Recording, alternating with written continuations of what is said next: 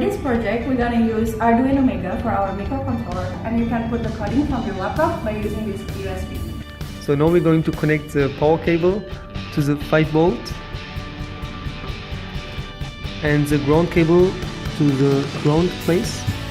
And then after that, we're gonna connect the echo pin from the ultrasonic sensor to the pin number 3. And then for the trigger signal is to the pin number 4. And for the circle, we put in the pin number 5. Next, we're putting all of the jumper cable to the pin. Now you can add the code by putting it from your laptop from Arduino software.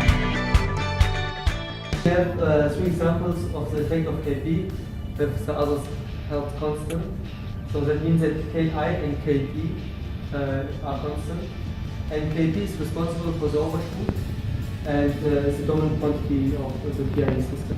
Here we have the effects of Ki if Kd and Kp are constant.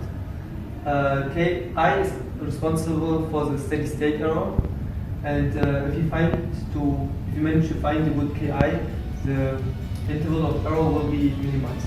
K is responsible to reach the steady state faster, and it's also responsible for the minimization of the overshoot, like you can see here.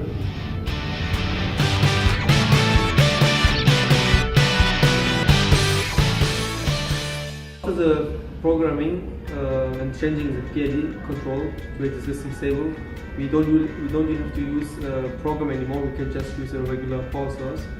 And if we connect the cable to the power source, we can try to see if the system is stable.